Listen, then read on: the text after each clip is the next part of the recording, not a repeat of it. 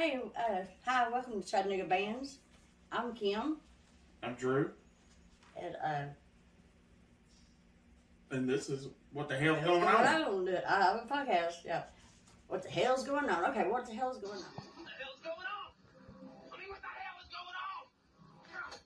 going on? Anything about Friday, March 10th at 8 p.m.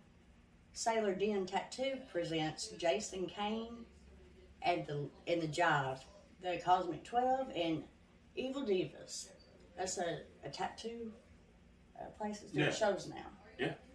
Over there by Diamonds and Lace, I think. Yeah, you know, Vance. Yeah, isn't that over there somewhere? I don't know, Thomas Lace open back up. I don't know. I just heard a radio ad. Okay, no, same Friday, March 10th at 9 p.m. It's at the Barrel House Ballroom. It's DMVU, Canvas, Collapse, and Weird. Is it weird or word? Missing an I, but I don't know. We'll just go with it. right? If they'll figure There's it a out. show. There's a show, and it's at the Barrel House. Go to it. Yeah. Okay, now Saturday, March 11th at 8 p.m., the Low Down Revival Band is going to be at the Ringo Depot Opry. Never heard of that place. I knew that. I was just fixing to say that must be new. Ringo Depot Opry. Yeah, but You it's a gotta mouthful. say it like that. Opry. Opry. Ringo Depot Opry. Okay. Okay, now Saturday, March 11th at 9 p.m., the Journey Tribute Band. Don't stop believing. Yeah. How to Okay, that's feel enough. it. That's Okay, enough. it's 9 p.m. at the Barrel House Ballroom. There's a show Sunday too. Sunday, March. Oh, Sunday. Yeah, Sunday, March 12th. It's a benefit for Mother Legacy. Oh yeah, I've been noticing some of the posts. She's having some medical issues. Yeah. She's really cool chick too. She supports Chattanooga Bands too. It's gonna be at noon. It's gonna be at Bud Sports Bar. And then Sunday also at 9. I don't know how to pronounce that. Proto Martyr Yeah. with Truth Club at JJ Bohemia. Okay. Oh, and now a Monday show. What? I know, right? Monday, March 13th at 7. I Am is going to be at the Dark Roast. You are? I am. Oh. I am. That is a different kind of name for a man. No? No. Okay, Tuesday, March 14th at 9 p.m. Non-Point, the Emerald City Tour. The Barrel House Non-Point. Ballroom. Yeah. Knox was on Non-Point. Oh, yeah? They're awesome. Oh, okay. Tuesday, I don't have to keep it open. There we go. Wednesday, March 15th at 8 p.m. Up the Dose is going to be at the Big Chill. I didn't know they had any live music at the Big Chill. I didn't either. And I haven't seen this. They haven't played out in a while. They didn't either. I've not seen any other shows Up the Dose in quite a while. So. Okay. Okay. Not on Wednesday. On Wednesday, yeah. At the Big Chill. Big Chill, yeah. I didn't know they did. They must have started that again. All right. Oh, now we're going to go to March 17th, Friday, St. Patrick's Day. That's where all the shows are at. Okay. At 1 p.m., 1 to 10 p.m., it's a St. Patrick's celebration at the Beef O'Brady's. Music was Sexy Beast and the Evan Kennedy Trio Band. The Evan Kennedy Trio at Beef O'Brady's. Or is it just him solo? No, I seen where Gene posted it. So. Oh, okay. Yeah, so it's like that, yeah. Okay, and then, let's see, St. Patty's at 6 p.m., 6 to 11, we got Josh Driver's St. Patrick's Day EP release celebration. Stable 41 Farmers Market. I don't know. Yeah. And same, it's at 9. Oh, at the Barrel House Ballroom. Mm-hmm. Big Bam Boom. A Daryl Hall and John Oates tribute. Hey, yeah. What? That's what they sing that song, Sarah. Daryl Hall. Sarah Smiles. Yes, yeah. Yeah. That's kind of one like their lesser hits, but yeah. Yeah, I like it though. Hey, at 9 p.m. at the Dark Rose, it's going to be Road to Goddess Awakening. Okay. Is that a band? Yeah. This is very vague. I don't know. I don't think they're local. Then, also at 9 p.m. at Clyde's, it just says St. Patrick's Day with the 90s show. It's all 90s, I guess.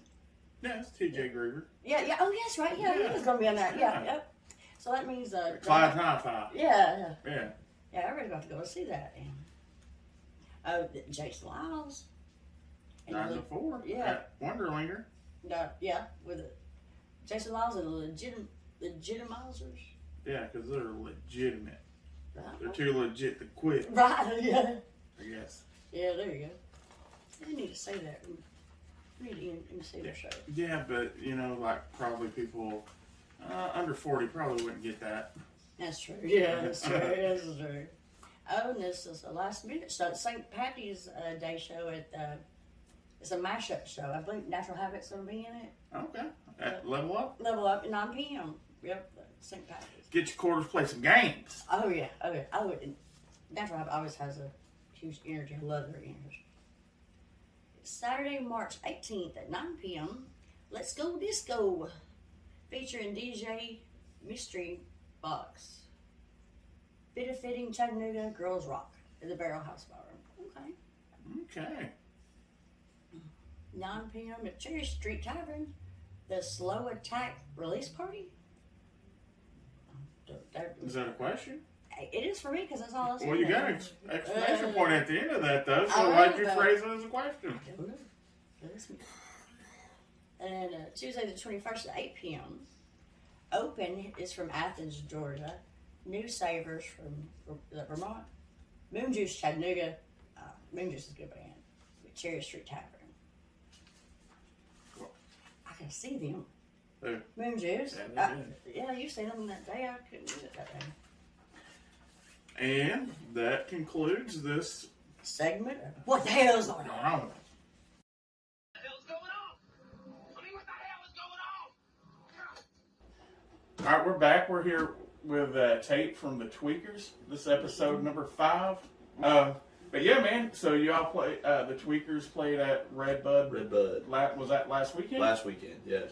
Yeah, Brett Bill. He's awesome, dude. I like him a lot. Dude. Well, then, and everything he's doing, like with that building and stuff. I mean, just like having the studio up top, and it being in that church where like the acoustics are already kind of built for something like that is such a just dope move, And we dropped 2 songs this week, and we recorded with him at Red Bud. Oh yeah, and it was just like a fucking awesome experience. Like that's the kind of shit.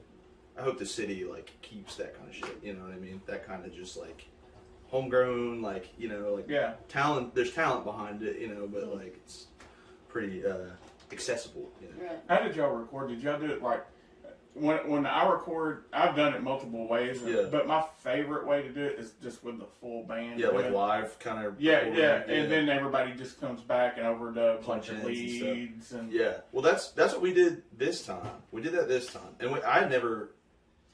Before we were recording at a place called Bomb Shelter in Nashville, and their whole thing is they're analog, and that was our first like studio experience, So we weren't doing clicks. And we were kind of like, I was in a room that had a window that looked at the band, but we were doing like live tracks, and it was like, like we were young and stuff. So like we weren't that young, it was 2 years ago, but we were kind of learning like how you can have a song just ready to go at its best, like so good. But then when you're on that time constraint, that 12 hours or 6 hours or whatever, everything becomes so much more like pressure, It's crazy. So with Brent, it was cool because just having that right downtown, but also being able to go in and like I could not do one long vocal take, I could kind of come in and out, and watch him do his process as we're doing it, it's cool. And it's awesome how much recording's changed where recording's accessible to everybody.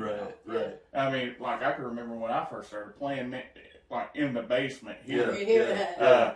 I had just an old Casio cassette recorder. You know, Yeah, this is yeah. our demo. Everybody shut up. Yeah, dude, absolutely. Yeah. Well, did you ever get into like the computer? I mean, just like DAWs, like digital audio. Yeah. You know, I messed with that a little bit just because of the influence of working at Ziggy's. I made friends with a bunch of DJs, and so you know, I always ask them questions and stuff. So I have what I've been doing a lot. I've been making since my band right now is on an extended break. Mm-hmm. I'm still writing an album though, Cool. so I've been doing it I was doing it on computer. Yeah. So the drums, I just use an 808 sample. Yeah.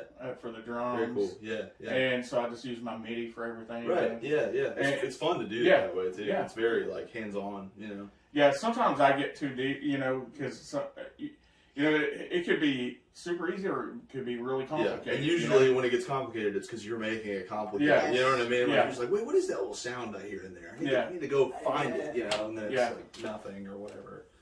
But yeah, it's that stuff. I dabbled with it a little bit, and I mean, I was just like, I'm gonna stick to writing songs and singing the songs, and we'll let people that do this do it. You know. There's another good studio. Is it Rock Range or Rock? It's Jazz. Rock Scene. Rock Scene. Yeah, you know the dudes in Rustic Rain, Jeff. Yeah. We played Chris. with them at Ziggy's, I think. Yeah. Yeah, y'all and probably Level Up. Yeah. Hey, thanks for doing that, man. They played on our Rock for Tots, and that was fun. Man, Welcome to a new conversation. All the best in the joy. I'm gonna tell them Fun. Man, it was Very super cool. successful. Very Did you cool. see the load of toys, man? It was tight. Oh, dude. It was tight. Yeah, it was awesome. It stayed in the community Yeah, too, all local. It was just Absolutely. Well, and it's like rocking for a cause, especially like that. Is Yeah. it's always fun, and that's like such a good way to get people to come out. And I love the covers idea too. Like that's it's genius. We joke about it a lot because y'all did great doing Yeah, that. thank We you. were talking. Who was it? Rustic Rain? Or was it? Days of Deception, yeah. They were talking about on the podcast how. Rustic Rain, Rustic Rain. Yeah. They were the second podcast? Yeah, they were saying Jack was first. Cool. Yeah. Yep, that brought you up. Yeah, we were talking That's about. awesome. It was fun. I mean, and we, like I learned with covers, like you learn something. I think my opinion is if you're gonna do a cover, the takeaway should be like everybody kind of gets something from it, whether it's a technique or like literally a note or an idea, Yeah.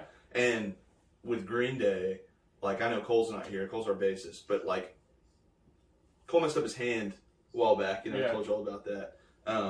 So like learning, I was watching him learn Longview. The doom doom doom doom doom, and like just was blown away by how intricate some of that shit is that you don't know until you start playing it. It was crazy. It was fun. Really And that a lot of people don't know unless you're a musician or a bass player that the bass is what drives Green Day's sound. Everything is built around, and it's real similar to Red Hot Chili Peppers. When I'm reading the music, I'm seeing a lot of the similar movements and stuff from Red Hot Chili Peppers bass. And I love Chili Peppers. Yeah, I do too. God, they're so great. They're so cool. It's like a big influence on our sound a lot. And that's another band that's been relevant forever. Yeah. Forever. Crazy. I can remember going to Skating Jake's way probably before you were probably even born. Right. Over here. Yeah. Oh, skating ring. Yeah. And they would play Give It Away Now. Cool. When it first came out. Yeah. Which is it's crazy how timeless that song is. It's nuts.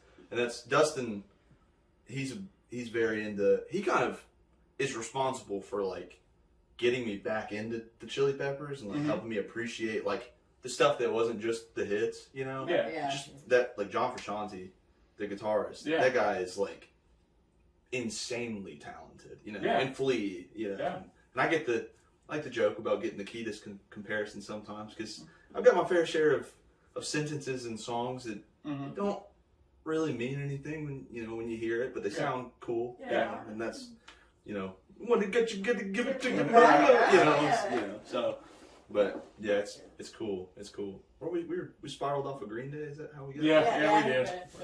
Yeah. That's when you know you're having a good conversation, when you forget about Going. where What it the started. point was. Yeah. Yeah. So y'all are a 5-piece? 4-piece. 4-piece. 4-piece. Okay. Yeah. It's me on vocals, Dustin on guitar, Cole on bass, and Noah on drums. Okay. Yeah. It's fun. It's fun. I've never played with more people than that. I wonder what that would result in. Like in a room, I've never sat with like 8 musicians at the same time. Oh, really? Done a huge jam. Yeah. You know. Yeah, it's fun. Yeah. I mean, like, as long as everybody keeps it simple and stays on the same page, you Right. know? Yeah. I'm kind of partial to 3 pieces. That's kind of what I mean, but I've had huge band, like. What's your ideal setup in a 3-piece, like instrument-wise? It depends. Well, see, here's the thing: is like I'm such an odd musician that I've been used to carrying, like, because like when I play bass, I play a odd style because I only have 2 working fingers in my left hand. So I play. How is that? If you don't mind me asking, why? I broke them, Right. and I could have took the rest of this season off, and had surgery, or I could have just taped them up, and that's what I. Hell yeah! Didn't think about the future. That's punk. That's punk, baby. Yeah. You know what I mean? Yeah. Yeah. Speaking of that, man, y'all are pretty much one of the few bands left carrying that torch for punk in the Chattanooga scene. Thanks, man. I mean, like I know when I started out, I mean, we had punk bands everywhere, and we still have like quite a few. But I noticed like my buddies that came from punk bands, they've all moved into like a folk punk kind of thing. I mean, 'cause a lot of the guys, you know, like the X-Laws, you know, you know what I mean. It's a cool transition too, because it kind of, I mean, in my mind, makes it to where you could get like the amount of gigs that you can get now if you're still doing punk, but like you're doing folk or something like that. You know, now you can play at some coffee shops more. You know what I mean, or you can play more low key things. Like it's cool, and you know, I do I greatly appreciate that, but I was hoping he would be here because I would want him to see his reaction to it. But you know, Dustin and I, we've kind of like, as much as I love punk and we both like love punk and love our fair share of punk, we never were really like trying to say like we are a punk band. Right. You know what I mean? And so it's gotten funny because we've had encounters with plenty of people that are like, hey, you're not real punk, you know? Right. You're not real punk rockers, you know? And it's like, fucking, like, what makes you a real punk rocker? You know? Like, bad mixing, you know? You know what I mean? Like, it's probably the older people too. So, I mean, punk is, I want to use now, if I can, to shout out a couple bands. There's one in particular that I'm thinking of right now. It's Bed Kaczynski. I don't know if you've gotten a chance to see them yet. Dude, like, that's where it's at. Like, Bed Kaczynski is their name. They're our age. They're young fellas, and they're from young people. Sorry, and they're from just like all around the area. Mm-hmm. Massey Camp is the front man, and he is from Dayton, and he hosts these like. So I don't know the exact origin story. He's a very funny fella, but there's a barn out in Dayton, right? Mm-hmm. He's got this like loft and then this big open like bottom area like a barn. I don't know why I'm describing what a barn is. Yeah. But basically he started doing what he calls, I mean, DIY punk like all the way. And he during the summer will just invite bands to this barn that's basically out in the middle of nowhere and just do shows, you know, $5 cover, something like that, that's you know. Yeah. BYOB kind of thing, you know. And like I want more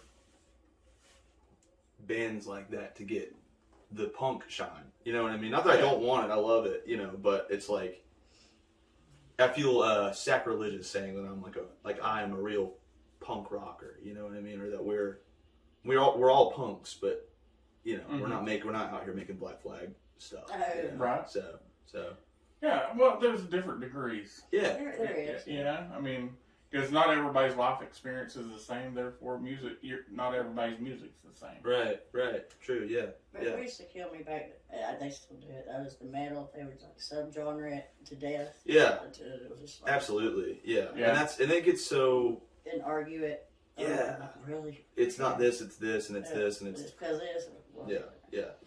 Like I always say, music's music. There's no such thing as bad music. For it's sure, not. for It's sure. all art's all good. Yeah, For sure. Yeah, I mean, it might not mean that much to you, but it could mean something to somebody else. Yeah. So it's all Different subjective. perspective, Yeah, no. I mean, it's onto the subgenre thing. That's something that I've noticed. Because, we started the Tweakers 2 years ago, 2.5 maybe.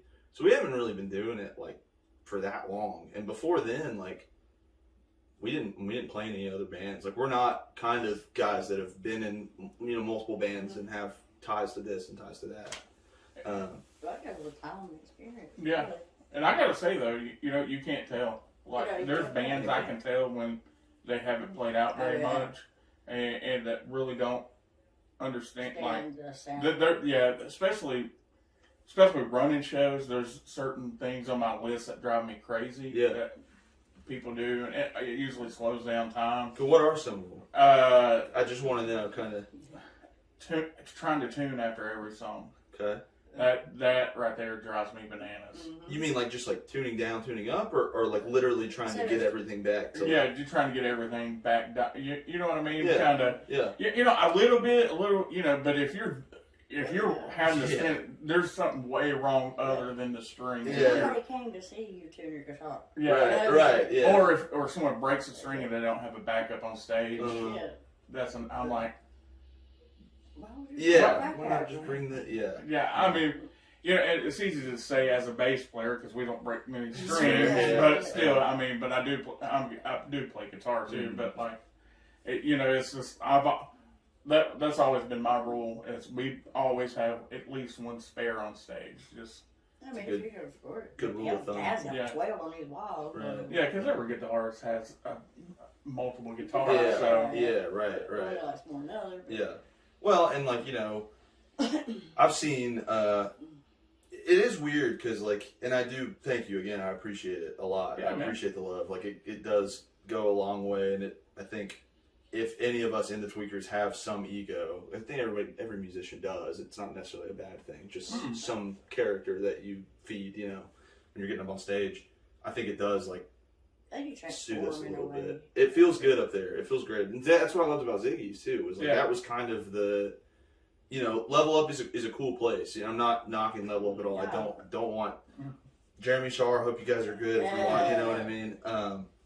But like when we were starting, getting used to just these like fucking huge venues with all the lights on, and you can see everybody that's in there, and if they're not listening to you, you can see them not listening to you. You know what I mean? With Ziggy's, what I loved was that A, it was so intimate, and B, it was so like just like condensed. You know what I mean? And that's like that stage kind of taught me a lot I about love that station. movement, Like it. and being able to be expressive and to lose breath and to jump off a stage and get back on a stage and little things, So it's cool. I definitely felt like Ziggy's was a playground. to say the Yeah, least, for you know somebody, what I mean? especially just starting out, you can, there was no judgment, nobody gonna boo you off stage or nothing, Right. Nope, I've never seen that. Never seen it. I've seen a few things I had never seen, but like that dude drunk crawling up on stage and play guitar with somebody at night. Yeah. What still makes me laugh is I think it was Blaine from Go Zombie Go. I don't know if they were Go Zombie Go at the time, but he's the fella that I know where fucking it is. licked the microphone or whatever, or got his. Oh, No, what did he do? What happened? No, it was his guitar, Oh yes, okay. and it stuck to the side of his head. Dude. Is that the one with pennies on it? Yeah, Well, Yeah. he also took the ground part off the 3-prong of his amp. allegedly. Yeah. There's been. Yeah, I don't know. I've heard it's never happened before or since. Since, Yeah. When it was, Thank God. It It taught me when I saw that video, dude. I You was, did see it? yeah, because it's one of the most viewed, dude. when I first met you guys, you had told me about it, and you'd forgotten his name at the time, Mm-hmm. and I didn't know. I mean, I didn't know any, him or who it might have been, or if there was a video. And we went and played. There's a little bar in Cleveland called Diving Mouse. Yeah. And we went and played their open mic, and that Go Zombie Go band. Mm-hmm. They were kind of the house band in a sense. Yeah.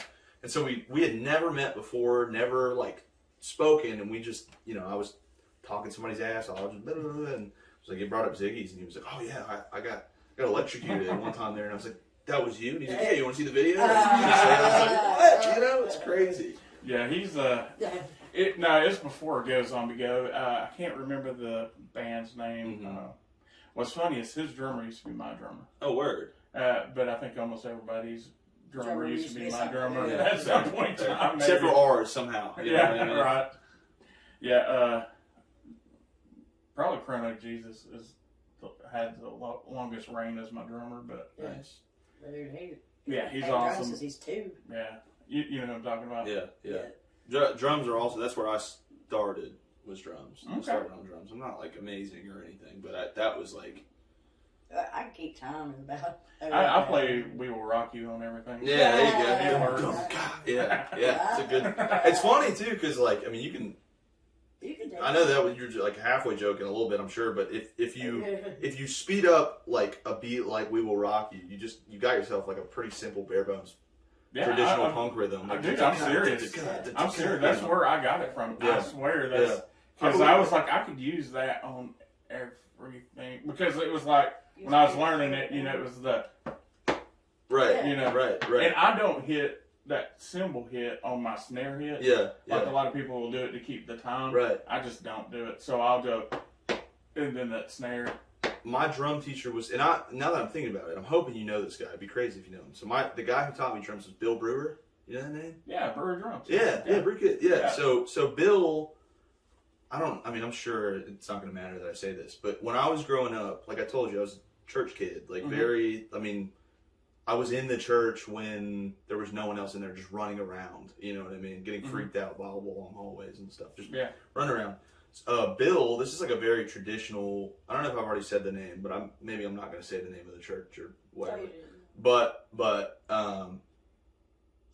Bill was the like drummer for the church, and my dad, I remember, it's like hymnals and stuff. You're young, like. Well, they're doing holy, oh, you're just kind of sitting there like, this is annoying. My dad, I remember, he was like, hey, like, you want to see something cool? And I was like, yeah. And he was like, so that guy over there on the drums, that's Bill. When Bill plays, he's like a real rock drummer. Like everything he does on the drums, watch it because you won't see that anywhere else.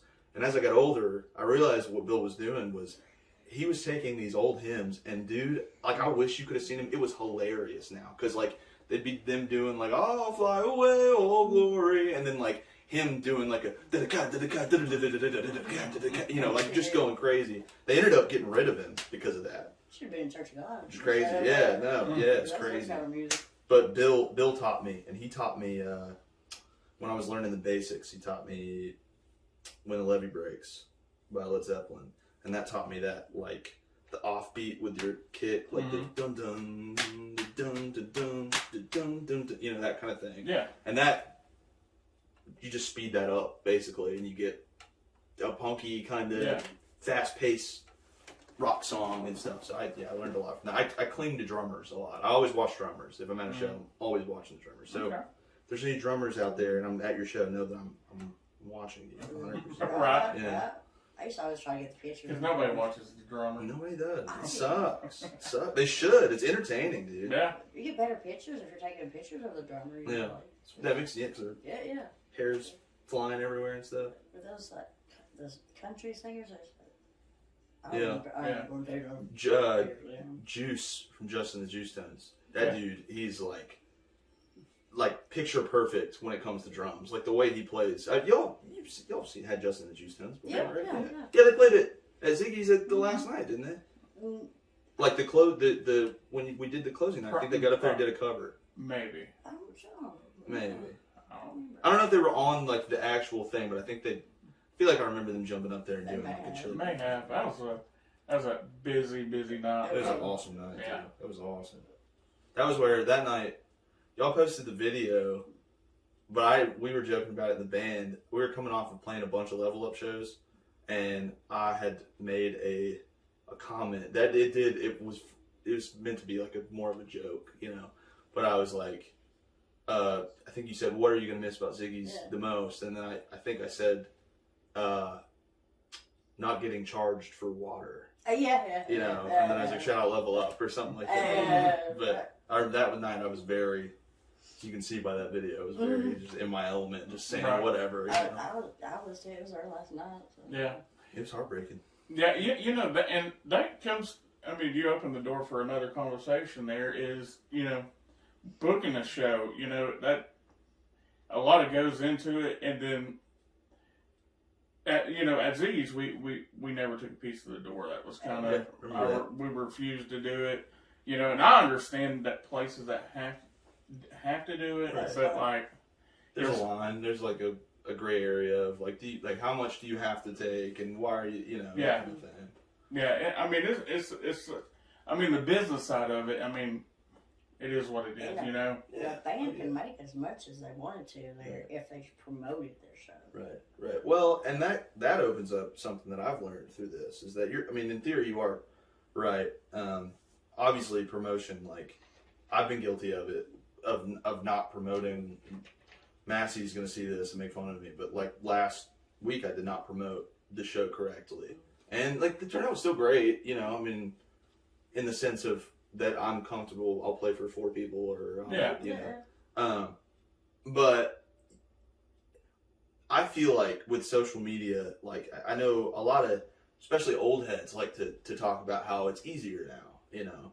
And I don't think that they're wrong, but when it comes to on a local scale promoting things, if you don't already have that like a big pocket of people that always come to your shows, you know, the promotion's like you're maybe going to get 2 or 3 people, which is a bad way I know to think about it, because it's probably like that's 2 or 3 more people that came before. But the way I look at it is like, you know, you ever heard the term throw spaghetti against the wall, see what sticks? I haven't, but I love it. But the internet's made the wall so much bigger. Yeah. And so... And made your plate of spaghetti way smaller. Yeah, so you've got to know where to throw it. Yeah. If you don't have a plan of attack, I always feel that way when it comes to promoting. If you don't have a plan, and sometimes I have a plan, my issue usually is follow through. That's why I have her, is she's the follow through person. I'm the solid. That's a nice dynamic of it, you know. Yeah. So we comes up with ideas, and then right. That's how it's got to go. Yeah. Something about sharing a room together growing up, right? You're able to figure something out. Yeah, that makes sense.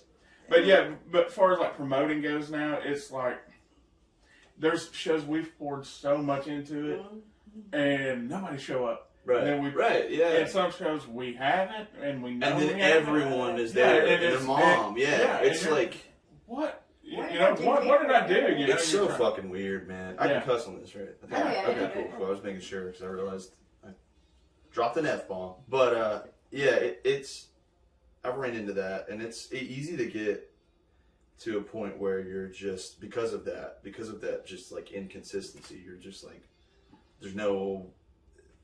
What's the word I'm looking for? Like, you're not really interested in going out of your way to promote it because you're like, it doesn't matter. They're going to show up or they're not going to show up. Yeah. And there's all these little elements that I'm still, like, I don't know. I'm just trying to figure out what it is that makes it work, you know? Yeah, and the thing is, you got to create FOMO when you're promoting. For sure. That makes sense, yeah. You know what I mean? Yeah. Because it's like if you're playing every weekend or whatever, you know, people are going to be like, well, I'll just go to the next one and then not go to the next one. You know what I mean? Yeah. Like that's... Yeah, exactly. And that goes to, like, okay, so y'all are still a fairly new band. And I tell starting out for at least the first year to 2 years, play every show you can. For sure. Or we get the followings. You build a following, you make the connections, and also it's different playing on stage versus rehearsing in a room. Oh, yeah. It's the sound's a little different. Yeah. And so anything can happen, like the room for error or like randomness. That's what we were talking about, kind of like we were talking about young bands, you know, the sound and stuff. We can tell if they're young or not by stuff like that, like not knowing the sound very well, not realizing it sounds different on stage. I'm very guilty of that also myself. I mean, I think it was you I think you told me a long time ago, fucking pull the mic away a little bit. You know what I mean? Because I was like. You just forget. I'm just like, you know, and it's like it does not sound good to the people. And every sound system's a little different. Right. Every room's a little different. So And usually, like, that first song is like the filling out process. Right. Like in a boxing match, you're just kind of Yeah. jogging around Yeah, each what's- other, throwing a what's this couple all about? jabs, Yeah, trying yeah. to figure out, the distance and everything. Right. So that's what I've always constructed as our first song, is that song where everybody is trying to, it's a sound check without being a sound check. Yeah. No, Like, we had a song that was one chord. It's just D. nice. And it bounces on that D. And it's just where we can all kind of lock in. Mhm. Make sure our levels are right, Right. and everything. Right. And that just comes with experience. Because not every sound system's the same, every room's different. Right. Especially at the level, the regional, local level, because Big time. Those venues are just, it does, like we said, it's either like it could be a level up and have big speakers, Yeah. and like a surround sound, it could be Ziggy's where it's acoustics based, Right, and like, square. yeah. My first time playing Ziggy's, we didn't know they didn't have a PA, Yeah. so I had to sing through a bass amp. My Wow. bass amp. Yeah. Interesting. How'd that go? You remember it? You remember like, Oh yeah, I couldn't Feel- talk for like 3 days. Yeah. Yeah, it was kind of because you're screaming it because you're coming to the bass amp, and Right. you don't even know if anything's coming out. yeah, of it. you don't have to get it. But then as I progressed, I figured, well, I'll bring my own monitor, my own Yeah. power monitor. I run my own mic to that monitor, then I run that line to back to the PA. So Mhm.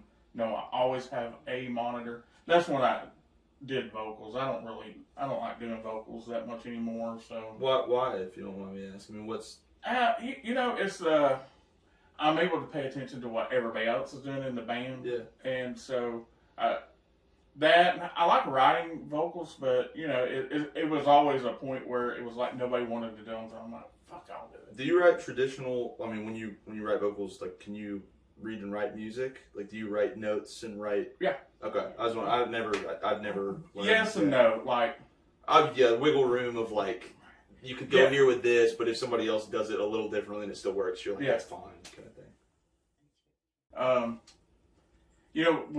with what kind of touching on what you were saying as far as like creating songs. So how do y'all do that? Like, do you start with a vocal, or does somebody bring you the music? It really depends. I mean, a lot of times Dustin, who is like, me and him grew up together, so I think our chemistry musically kind of works, and he knows what I'm trying to do, even if it's just a vocal line. And I know sometimes what he's trying to do, if he has got something. Mm-hmm. So a lot of times, I'll either have, like most lyricists or vocalists, my phone's just, I've got notebooks and full of just lines and lyrics, with no notes attached, right?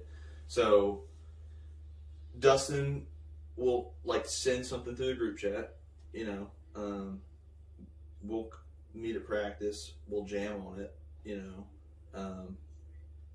kind of see what works, what doesn't work, if anything, if it's even worth going for it, we practiced the other night, and it was funny because there was this song that we had that we were working on for a while called Dirty Laundry, and it was pretty, we had a lot to it. We had a full verse and a full chorus and solo ideas and stuff, and it just disappeared. We just stopped playing it, you know what I mean, for whatever reason. And then the other night he started playing it again. We were all like, whoa, what the hell? And there were new things that were coming out of it from all of us trying to figure out what it was again, New things were happening, new bass lines, new drum patterns, new vocal leads and lines, So it really is just kind of jammy in nature, Okay. And I rap too. That's a big portion of how I write. And I'm a huge rap fan. I think in a weird way, the people that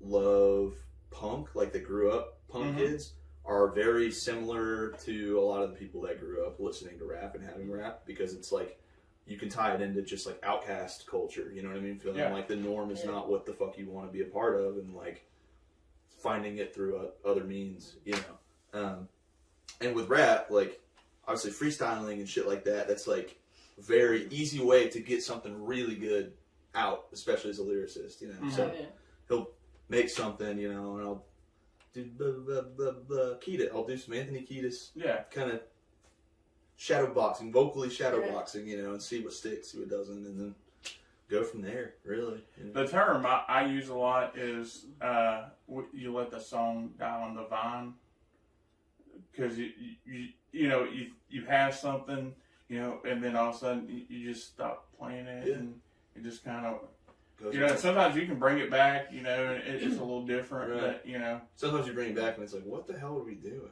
Yeah. You know? Like, what was that about? You know? Yeah. Or like, last time that sounded different, it sounded a lot better, or this time, oh, wow, this is a lot better, you know. Yeah, for sure. It's weird, too, like, I mean, with being in a band, I think, while we've had so much fun, and there's a lot of good, big things in the works, you know, we've learned, like, just little things like that, like, you know, in your head, knowing that you hear something different from somebody else's part, but you don't know how to explain what it is that you're hearing different, you know, and like that can cause arguments. Like, I'm very guilty. All the boys will tell you, like, I'm very guilty of looking at Cole the bassist, right? And I'm sure this is gonna absolutely piss you off, but like, looking at Cole the bassist, this guy standing there with just a microphone and be like, "Hey Cole, that was cool, but instead of doing that, will you do like a doom doom doom doom doom?" You know what I mean? He's just like, what the fuck? You know, like, I guess so. A lot of that, a lot of this and that and stuff. Okay.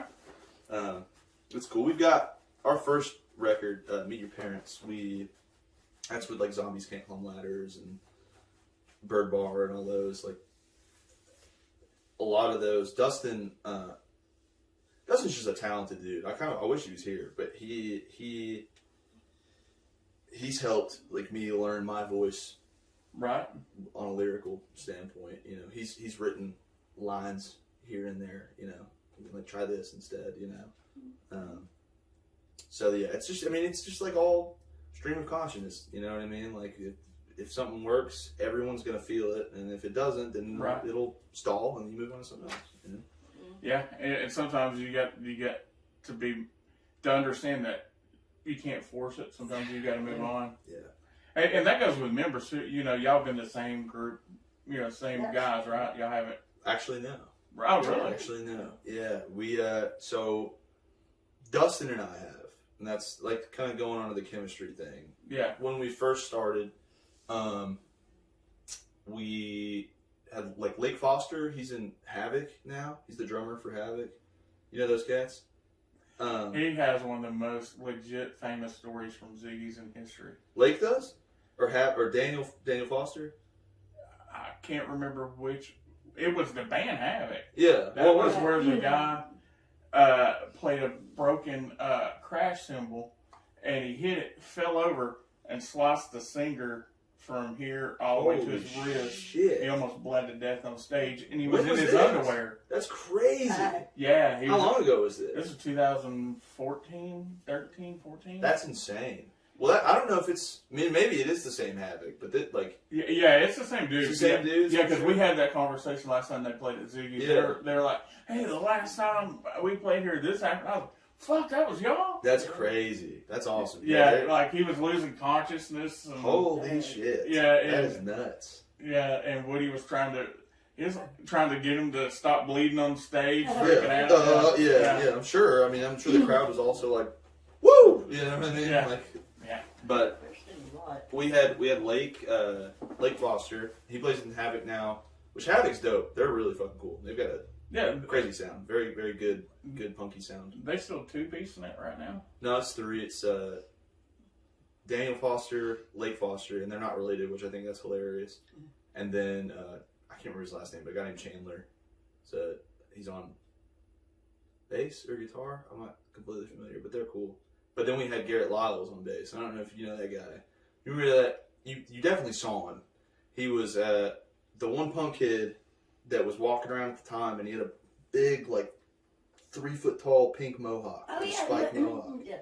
That was Garrett, and we had Garrett. And then we just, things happen, you know, and people change, and especially when you're like a young band, you know, like, I mean, I'm skipping details here, but essentially just like Lake and Garrett, I think, wanted to do different things, and we didn't know what we wanted to do at the time, so it just kind of went its separate ways. Right. Okay. And then we, you know, Dustin and I, we've jammed like pretended to be a 2-piece in our living room before, you know, me on drums and on guitar and stuff. But then we met Cole and Noah, and that's who we have now. That's who we've been playing with for the longest. Yeah. So it's, I mean, essentially they are like, you know, the bulk of the Tweakers, you know. But I mean, yeah, that's pretty much, and it is crazy. I mean, I'm assuming you might be saying, you might have been going to say this, but like that chemistry or like the kind of sense of like awareness. Noah and Cole, we got lucky when we picked them up because they picked up on it quick and like jumped into that. What can take so long, you know, when you're like playing the same songs with different people. Yeah, you know? yeah. I mean, that can be a deal breaker, you know. And they picked up on it and really put their own like flair on things. Cole, the bassist, Noah, the drummer, he's like a jazz drummer kid, you know. So automatically, like when you tie that into punk or like the rap stuff, you get some very non-traditional, cool like fills and hi-hat rolls, and you know. And then Cole, he's got a very cool music taste. That's what I'll say. And I think his influences, he wears them on his shoulder, and he's still growing and evolving. Yeah. Okay. It's cool. It's cool. Yeah, that's funny, man. It's like some people are great musicians, and I've had like some good friends of mine that we wanted to play together. It just didn't work. Yeah. It never felt right. And you know, I've been in it long enough to know when to be like, oh, this does not feel right. This ain't gonna work. Yeah, yeah. You know, so it's just crazy how that kind of works out. It's just like you know, I don't know if you know this. I was playing with, I'm going to leave the name most of this episode, by the way. But I was playing with a band, and they're known for covers. Okay. And I just was not a good fit for that band. Yeah. And we kind of mutually decided it wasn't going to work. Yeah. Because my way of doing covers is I don't try to do covers exact. I like to treat covers as if I wrote the song. Yeah, for sure. And kind of come up with my own take with it. And these guys like to do it by the books. By the book. Which, on their, I mean, what they are doing, you know, like it's going to be way easier to get See, that's so different gigs. You know what I mean? Oh, yeah. Because it's like they're giving people exactly what they already know, you know, and it's like, I see it, I get it, you know what I mean? We do Say It Ain't So, and like, we do it exactly the same, you know, almost. But then there's like, we don't have two guitarists, so in that moment where it's like the dueling guitars, Dustin and I just go, do, you know, like, so, I mean, I get it, but yeah, it's, more of the story, you're saying you like to kind of switch it up and make it your own. Yeah, because I think it'd be hard to play it exact. I think it's harder for me. It's so much harder for me. Yeah. Because I'm like, why does it play like that when I can move this here and do it this way, and then I get the same tone. You know, maybe the tone changes a little bit, but it's still the same note. You know. Yeah, for sure. And plus with my fingers, I play power chords on bass. I don't play like single notes. Yeah. Because I just don't have that stretch with my fingers. Right. So you're more like dexterity. Yeah. So because when I play a 2-string bass. I don't have 4 strings on my bass. Interesting. Because I noticed what I was doing was I don't really pluck on the top 2. Yeah. I always just play chords on the bottom. Right. Strings. So it's like might as well just. I'm like, if anything, these are just in my way, ringing. That makes sense. So I just took them off, and since then I was like, this is a lot easier. I love shit like that. I mean, as a like I said, I don't really play an instrument, but I love seeing like little just things like that. It's very like what's the word? There's like, it's very characteristic. That's not the word I'm looking for. But it's like it has its own little flavor to it, you know. And like, I mean, there's so many people that play that single nose bass style. You know, why not do it different? Yeah, switch it up. I mean, it's like not doing it. It's not anything like. We got a friend named Noah, and he, not the drummer, but I remember he was like, he went on this. He's an incredible fucking guitarist. He doesn't play with any bands, but he's like plays a lefty Les Paul. You know, just cracked.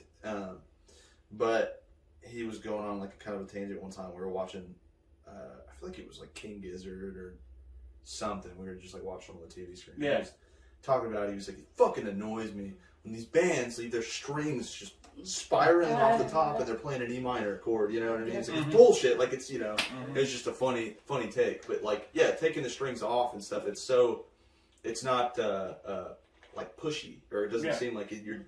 Dude, look how cool I am. I'm taking it off. Right, you know, it's just like, I don't know why the fuck I don't need it. You know? Yeah. Yeah. It's cheaper to buy 2 than 4. Yeah, for sure. Yeah, for sure. Yeah, and also, man, I kind of also what I do is that way kind of make where I can develop. I have my own kind of instrument too. I got a hybrid guitar I play. I just put the 2 bass strings on a regular guitar. Cool. I was about to bring that up. Because I got that idea from, I don't know if you know this band. Probably a lot of people don't know Presidents of the United States of America. Absolutely. It's a great band. That's what he does. I didn't realize that. Yeah. I don't hear that in the tone, which is crazy. Yeah, now I'm going to listen to it. Yeah, the singer, he puts the 2 bottom bass strings on the guitar. Oh, well then now that I think about it, we were going to learn Peaches, and now I see why it's like the bass line and guitar line are like in the same chart or whatever, you know? That's crazy. They're like, I'm not crazy familiar. There's a lot of songs that I like by them that like, are you like, you're pretty big into them? You like them a lot? Or Yeah. Crown Victoria, I think, is a song, and the whole thing is just like about a Crown Vic, but he's like singing it in a way that's a deep cut, dude. It's cool, and I don't even like one of those guys. Like, oh, I know this song, you know. But it's like they're one of those bands too, where like their deep cuts are not. How do I put this? Just like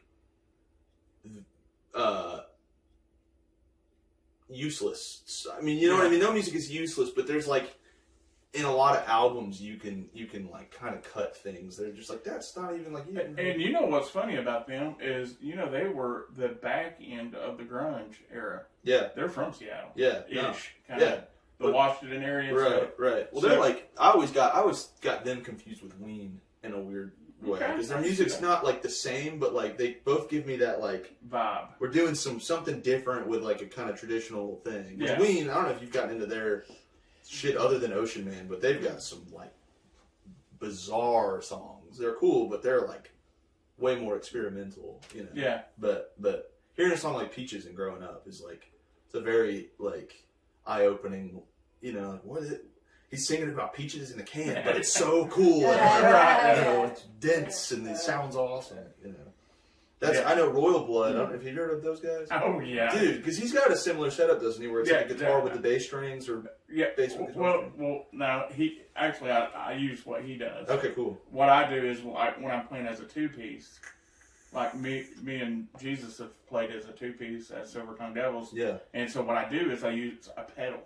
And I like it splits, manipulate the it splits my signal, and I can make it sound like multiple guitars, multiple basses, and stuff like that. So I run it through like a variety of amps and stuff. Yeah, and that's exactly what Royal Blood does. Dude, that sound is like it's bad ass. I love that sound he gets. Yeah. You know, and a lot of people are like, it's too digital. I like that. I love it. I think, and it's weird because I kind of like, I've heard more 2-pieces. Like, I mean, you got to remember, like, a lot of my musical discovery, like where I'm really appreciating things past just if I like how it sounds, you know, has been in the last 5-6 years, you know, in bulk, you know, starting from when I was like 18, 19, you know, and really delving into other bands and other things. You know, a lot of that came then, and like Royal Blood, I do see why people say, I've heard 2-pieces now that are way crunchier and more like what's the word, organic sounding. Yeah, like Royal Blood definitely has a lot of production behind it, but I've always been on the page of like, if it still sounds cool, don't knock it. Like, you can't deny that it sounds cool, you know. Like 21 Pilot. Yeah. Which, and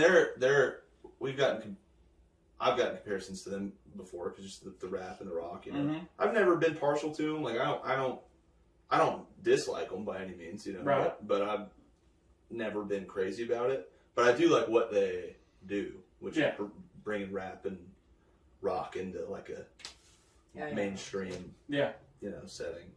Because rap rock, I mean, it was there, and then it became like, I guess, nu metal, like, kind of, you know, and then like nu metal became metalcore. I don't really know. Have you ever heard of like metal rap?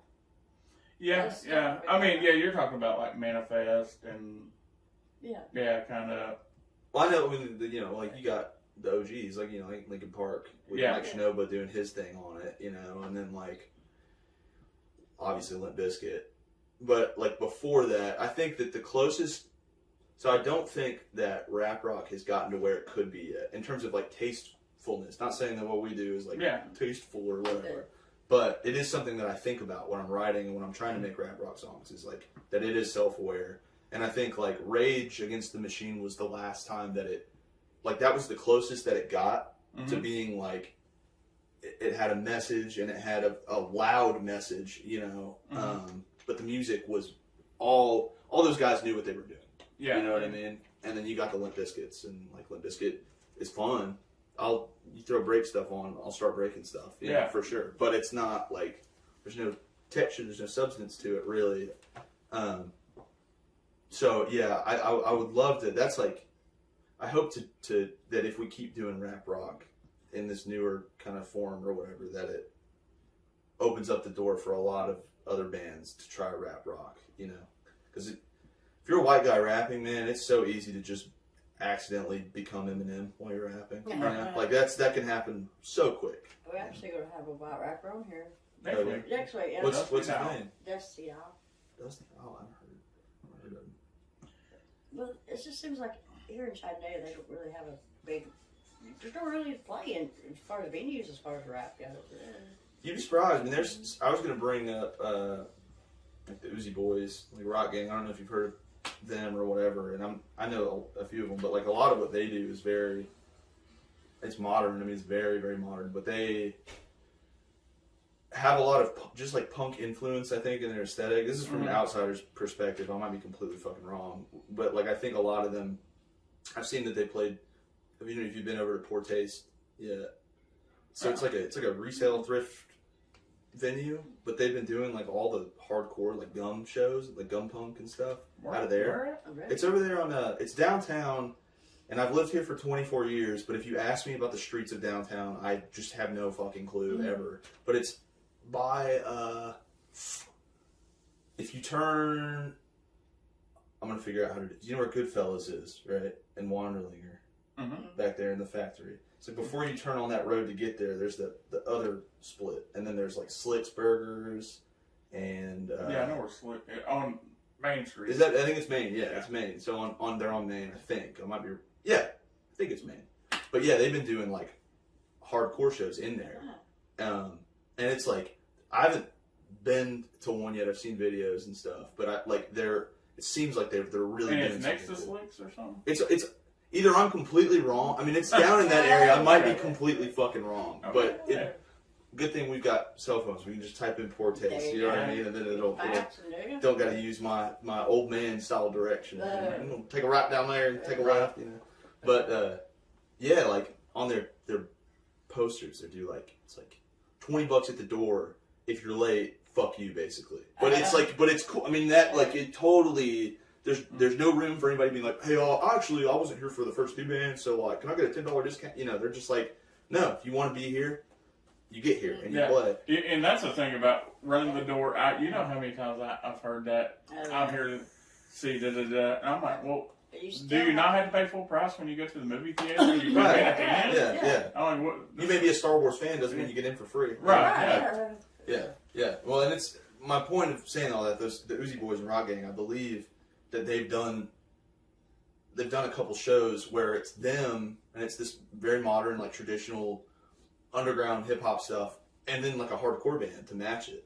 And I love that. I want more of like that kind of shit in my Natural Habits been doing that forever in town. You know those guys? I don't think so. Great guys. They're going to level up. Is it next week? Yeah, it's St. Patrick's Day. It's St. Patrick's Day. It's a mosh-up show. Yeah, they high energy, great guy. That's awesome. They're all local guys? Or? Oh yeah. Yeah. Cool. Yeah, they've been around a long time too. Oh yeah. Really? Yeah, it's like a group of like four or five. Well, it's like 4 guys and a girl. Oh, cool. Yeah, okay, very cool. They're all interlocked with this other, some kind of I'm A collective? some kind of production. Yeah, kind of like a collective. Yeah, Cool. I guess you could say. Cool. Yeah, good. What collective is? Do you know, or what is their? They just kind of go by Oh, the just group kinda- name, Natural Habit. So. That's cool. That's very. Yeah, cool. because they all do their own solo things. Yeah. Yeah, Okay. I'm Tight. part of Yeah. it, Yeah. Yeah. Very cool. I love stuff like that. I love Yeah. like teams. You know what I mean? Like Yeah. the Avengers of music. You know, Right. just having like 12 guys that could come together. That's one thing about rap. Did I just say 12 guys that come together? I think I said that. It's one thing about rap that I love with like ciphers specifically, which just like Wu-Tang, you know, having Oh, yeah. 3 minutes of time, but yet like 8 guys are on this track and they all have room to speak and say exactly what they want to, how they want to. Like a lot of genres, you can't get away with that. Yeah. You know. And you know what's funny is like hip hop. It took a while for hip hop to figure out how to do live shows that way. Like the worst show I ever been to, / the best show I ever been to, was Naughty by Nature. And Interesting. It was a hot fucking mess. Oh yeah. But it was so fun too at the same time. But like it was a mess. Like it was before they it took a while for hip hop to really get their live show Absolutely, down. yeah. I think and so it wasn't that great of a show. They were trying to rap over each other. You Right. could tell that they really didn't have it. Well, I'm sure Production, early that on, from kind like of- a live mix Yeah. setting, like one guy being like, "This guy's really fucking loud. This guy's kind of quiet. This Yeah. guy," you know what I mean? I'm sure that's a It nightmare. was like getting 2 all the weeks levels. after Tupac died too. Oh god, Yeah. yeah. I bet that was crazy. Yeah, it's crazy. I wasn't alive for that. I bet that was just a very, very strange time to be a hip hop fan, or I mean, you know. Yeah, I didn't like Tupac though.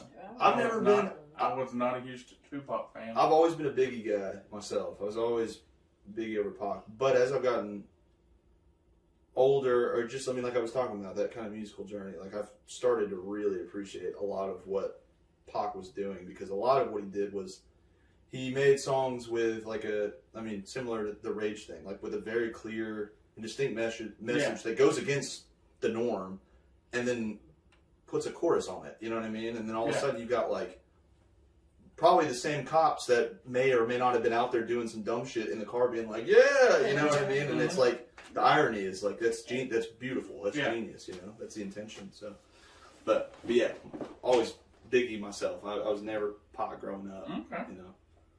Got into Nas too. I like Nas a lot. It's cool. Yeah, I like a lot of the, I guess you could say it's Southern rap. Who? Kind of the Atlanta-based stuff. Okay, so like 3 6 and. Oh yeah, well that's Memphis. Yeah, I love 3 yeah, 6 Mafia. yeah. I lived there actually when Hustle and Flow came. Oh yeah, I was living in Memphis when that's that came out. crazy. I bet that was awesome. I bet that was Yeah. fucking awesome. But yeah, but my I don't like modern hip hop either that much. Really? Like, yeah, it's kind of like my taste of country. Like after like '99, I kind of didn't like the way it was going. So that I kind of don't care about new country or really, too much of the newer hip hop. Yeah, yeah. I mean, I appreciate it, for sure. Yeah. But I'll be honest with you, like, because for the longest, I mean, even until like a year and a half ago, I was just like, fuck country. I don't like any of it. I don't even care for the classics. I don't care. I don't like it. You know what I mean? Yeah. And then I learned, I heard Tennessee Whiskey by Chris Stapleton. And I was like, what? This is like beautiful. Like in every sense of the word, it's beautiful, right? And then was like, what? Why is this country? Why is this so genuine and honest? But then like you hear,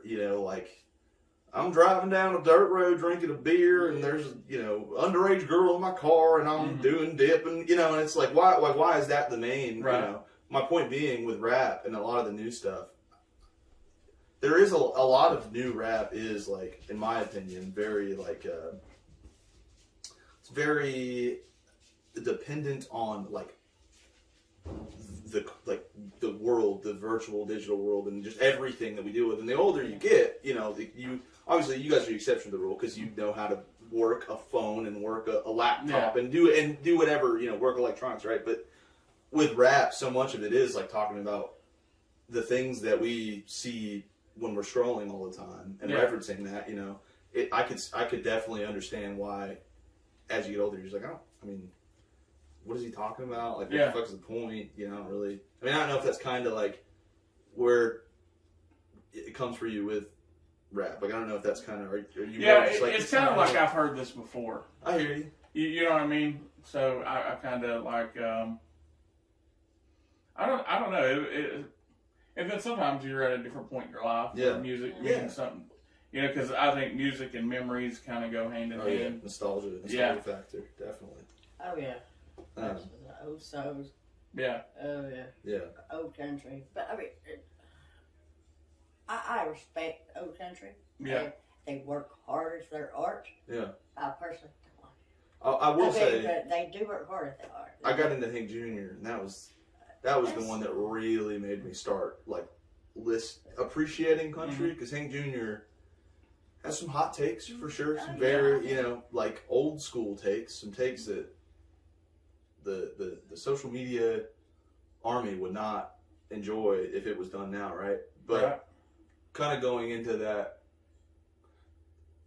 not give a fuck, like that, just like whatever, I'm speaking my mind and saying it, whether I agree with it or not. Like I can appreciate like having a traditional song and then choosing to use this position to just say some bullshit. You know what I mean? Okay, with you saying, a different day and age, do you know who Two Live Crew is? Of course, yeah.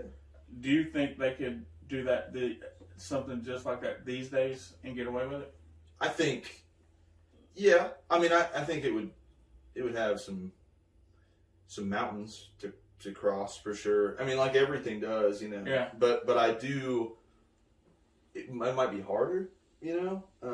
But and that's what's weird too. It's very like Too Short. Yeah. That stuff. It's very picky and choosy. Like Yeah. it's very, especially now. Like it's like, I'm not one of those guys that is like so anti like politic whatever. Like I like it. I think it has politics have a place in pop culture and music. And I think like obviously who was it? Guy from the Eagles, wasn't one of the guys from the Eagles like? Didn't he do some real? I don't want to speak on the Eagles. Maybe I'm wrong about that. I thought there was some band in the '80s that a guy that did some weird, real messed up stuff, and then was like making songs about it, like Dirty Laundry. I think was one of the. Dirty Laundry is about the record label. So I don't know who I'm thinking of. Then I'm thinking of someone. Anyway, my point being, sorry Eagles, which I'm not listening, but I love your music. Most of them dead. Most of them dead, that's true. Yeah, it's like, fuck, I lost my train of thought right there. I'm not even high, and it just went on. What were we talking about? We were talking about crossing the mountains, right? I was talking about Two Live Crew. Yes. And, you think they could, something like that could hit these days. So, with all that, what we were talking about, it's I'm not one of those people that, cares, like, hates politics or whatever, but I think that, like, there should be a checks and balances in place. And, like, you can, like, Too Short can get away with saying some shit because he's too short. Mm-hmm. Nobody's going to call him out on it because he's too short. You know what I'm saying? Like, that's, like, how that goes, right? Mm-hmm. But if I got up on a stage and I started saying some Too Short stuff, somebody would be like, what the fuck are you doing? You know what I mean? Like, hang on, that doesn't feel right. Are you, I don't know. I think a lot of people can see the characters and see the facades, whether or not they might be true or not. Like, a lot of those old school rappers, a lot of that stuff. Oh, yeah, it's pretend. It's pretend. It's character building and building a... Ice Cube was pretend gangster. Yeah. He came from a middle-class neighborhood. He didn't even grow up in Compton. He was just friends with all those guys. Well, okay. On that same note, though, his voice... Yeah, carried so much to so many people that at that point it's like, fuck it, I still like because what he's saying is true, a lot of it, and I there is something to be said about like writing about something you've seen, but instead when you write about it, you insert yourself into the situation, even though you weren't a part of it, because immediately it becomes more personal, because it's personal for you when you see it, you know what I mean, but you're not in it, so you want other people to feel how personal it is. You just say it was me or it's you, Yeah. So I don't really, I don't knock. I mean, I wouldn't. Ice Cube was as much of a real gangster as he needed to be and as Yeah. much as people Yeah. needed to see him as. Yeah. You know what I mean? Yeah. And I mean, I could talk rap for days, man. You've got me thinking about Eric B. and Rakim and like Stetsasonic. There's a really cool old. Do you remember Stetsasonic? Those guys? This was like late 80s. What's one of their songs? Talking all that jazz. I think I know the song. I don't know the artist. Very like clean, back in the, you know, Okay. like, very clean, you know, getting it on the radio kind of rap, you know. Okay. Don't mess with us, so we'll hit you upside the head, you know, like that kind of stuff.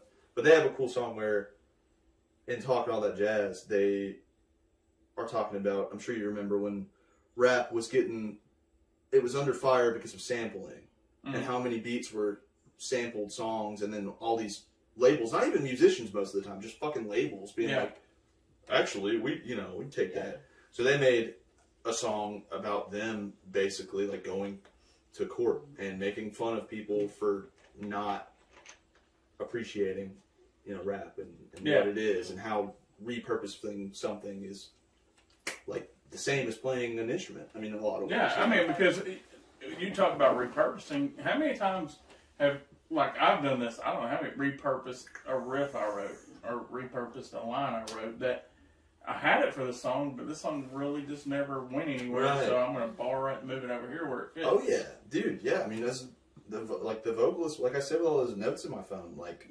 so fucking many times, if I've been at writer's block and just been like, all right, I'm gonna sit down, I'm gonna go through all these, I'm gonna find one that kind of works with it, I'm gonna try to sing it. If it works, I'm gonna change some words, and that's it. And then from that point on, it was always part of that song. You know what I mean? Like that's what's cool about music. Some too. of the best songs are wrote in just a few minutes, and the ones that you have to set and just it's really hard. Yeah. It never really ever goes anywhere. Right. But then there's the flip side too. Like I heard recently that Even Flow by Pearl Jam, they took like 43 takes of that song, and then ended up going with like the first one. Yeah, you know what I mean. Yeah. And which is crazy because it makes you wonder. Like, I mean, I don't know about you, but that song is it's like a staple.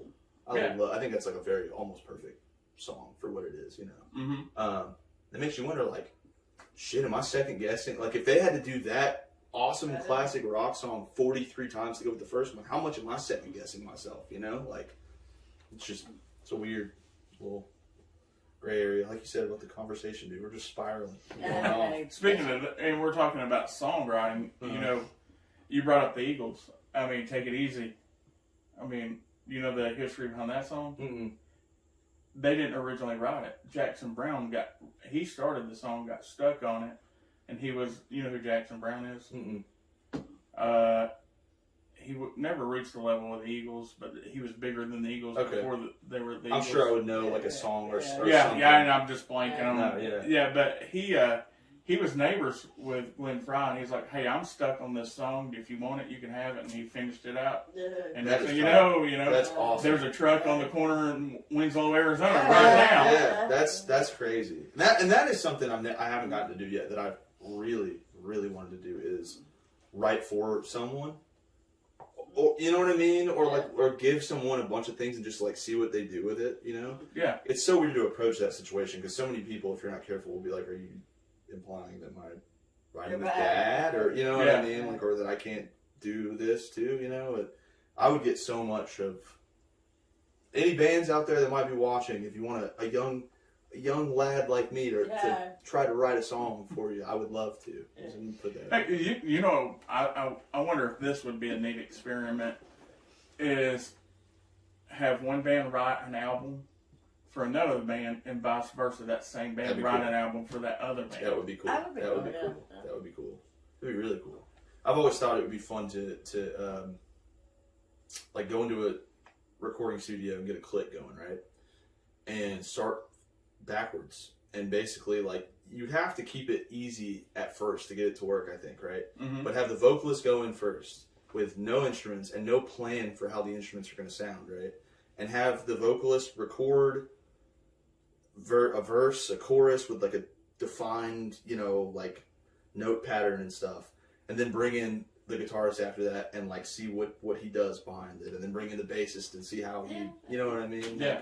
I think that would be fun. It'd be a really cool thing to do. Yeah, because as far as like recording goes, usually you start with a scratch track and then the drums Right. and bass, you know. Right. Yeah. Get your rhythm. Yeah. In there, locked in. All right, man. Well, thanks for coming in, dude. So, what do y'all got coming up next? We've got a show at Hi-Fi Clyde's on March 18th with Lilac Line and Jambi. Who's Lilac? Who is Dude, that? They're tight. It's like Trent Walliser. I'm mad I messed up his name, but you might have seen them before. I think they played with Daisy Skies a couple times, and we played with them once too. We played with them at JJ's for the Halloween show that JJ's did. Okay. We played there with them. They're awesome. They're fucking awesome. Please, like, if you're not going to come see them or come see us, come see us for Lilac Line, because they're, I mean it when I say it, they're awesome. They're all super talented and they know how to control the crowd. You will have a good time. And plus, it's Clyde's, dude. Who doesn't have a good time at Clyde's? Yeah. You know? Clyde's is a blast. Yep. It's cool. And then we just released some music, 2 new songs. So if you guys want to go listen, we're on all streaming. It's The Tweakers, TWEAKERS, and it's a picture of my forehead on the cover. So, and if like what we do at the end of the podcast, we play music videos of local bands. cool. So if y'all don't have a video filmed, what you can do is just make a video by just putting your logo and just putting the music to it and send it. You Yeah. email it and we'll play it like that. That'd be awesome. Yeah, that works. Yeah, or just put like I've seen like people do, just pull random videos and just put music Kind of to put, it. yeah. Montage style. Yeah. Makes sense. And thanks y'all for having me. By the way. Yeah, man. Really Hey, just this is fun. number 5. We're trying to just keep it diverse, you know, because we don't want to fall. Because I almost fell into that, just inviting you. Just The homies, basically. Yeah. No, yeah, that's easy. yeah. That's easy to do. You know? Yeah, for sure. So like that's the reason we haven't had Days of Deception in here yet. Because I'm like, we'll just wait. We'll just wait, you know, because I don't want to ever, you know, because I just don't want to have, you know, just all my buddies in here. No, for sure. Yeah. And I'm sure, I mean, I think people are going to, I think what y'all are doing is awesome. If Ziggy's comes back, that'll be awesome. You know what I mean? Let me just say when Ziggy's comes back. Right. You know what I mean? Yeah. Hopefully. You know, I needed you know, it's been nice to have a good year break I'm without sure, the man. grind. I'm sure. The grind sometimes though, almost 8 years of book, you know, every You're busting your weekend. ass over there too. So. I mean, we changed it a whole lot too. Hell Yeah, it used to be. You did. It was there was no lights. It was everything was painted black. Everything was black. Rolling Yeah, Stone and style. you remember playing and You wouldn't know if anybody was in the crowd or not. That's You couldn't see 'em. That's crazy. Not like there was no lights. That's insane. Yeah, people would bring their own like lamps and Well, stuff. That's hilarious. That's kind of a fun little. I mean, I'm sure that's Dude, it like, was like real DIY. Yeah, no PA. No PA. that's crazy. Well, I mean, with all the stuff that is ours that was in there is all ours. Word. Yeah, it was. It was just a different time, you know. Yeah.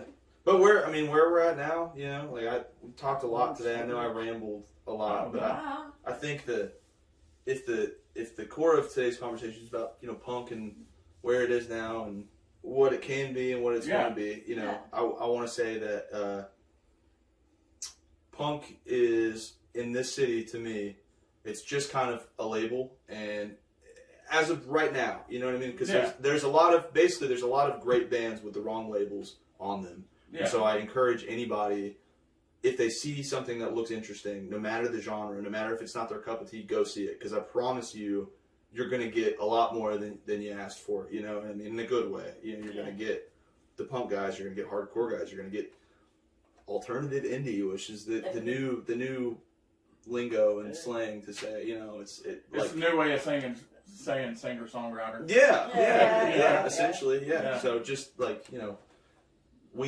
the reason this local scene works is because of like the people listening, you know, Yeah. the people that come and see the live music and that came to Ziggy's and that support these places and these bands, and like I'm so grateful for all the love that we've gotten, and I know. And I did see that y'all can do June 10th. I think so. Yeah, I think that's. I think so. I know Dustin also responds. Oh, okay. That's why that happens. That's why you'll be like, remember that thing I said? You'll be like, what? No, you know. Right. It happens all the time. So Okay. I think so, but I'll have to. Are you usually the one on Instagram though? Or? No, me and Dustin, we Okay, both. that's It's fine. hilarious. Yeah, it's Okay. like it as.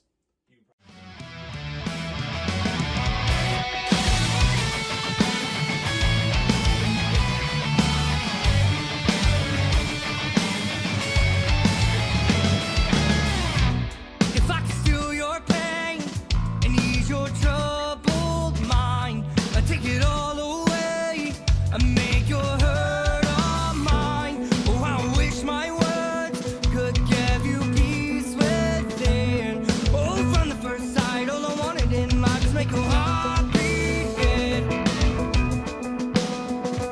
Make your heart beat again. Oh, from the first sight, all I wanted in life is make your heart beat again.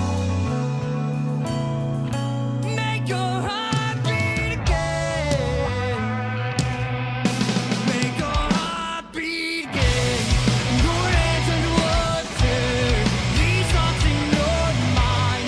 If I could reach those hands, oh, maybe just then I'd turn back time. Your hands underwater, these thoughts in your mind. If I could reach those hands, oh, maybe just then I'd turn back time. You owe the world nothing. You owe the world nothing. We've all made mistakes. Mine hunt me every night. We've all had a hate that never healed with time. No, you're not alone. I'm always by your side. And I would give my life just to try you right, just to make you feel alive. Just to make you feel alive. And I would give my life just to try you right, just to make you feel alive. Your hands underwater, these thoughts in your mind. If I could reach those hands, oh, maybe just then I could turn back time. Your hands underwater, these thoughts in your mind. If I could reach those hands, oh, maybe just then I could turn back. Oh, please just breathe. Take it all and take. With my head on your chest, oh, I'm holding my breath, listening for your heartbeat. You owe the world nothing. You owe the world nothing. You owe the world nothing.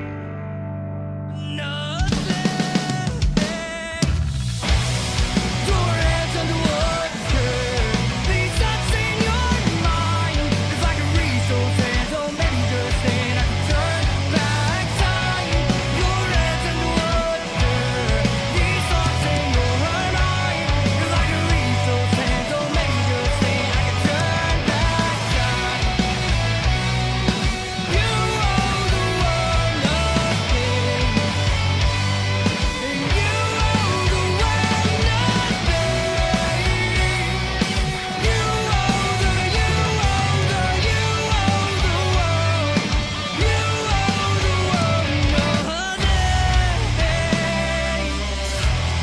Oh, please just breathe.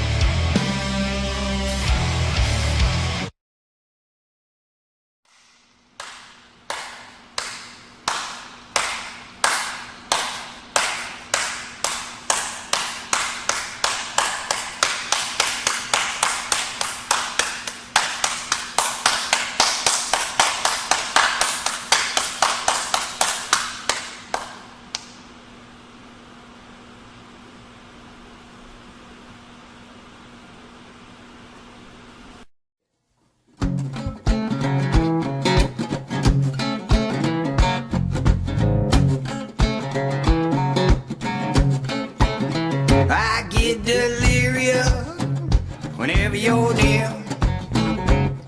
Well, I lose all self-control, baby, just can't steer. Well, my wheels get locked in place with a stupid look on my face. Comes to making a pass, pretty mama, well, I just can't win a race. I get delirious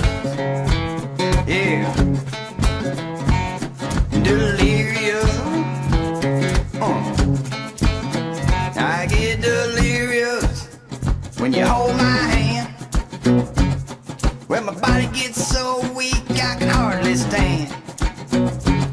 Well, my temperature's running hot. Baby, you've got to stop. 'Cause if you don't, I'm gonna explode. And girl, I got a lot, I get delirious. Hey, I get delirious. Get delirious whenever you're near. Well, girl, you gotta take control, 'cause I just can't steer. Well, you're just too much to take. I can't stop, I ain't got no brakes. Girl, you gotta take me for it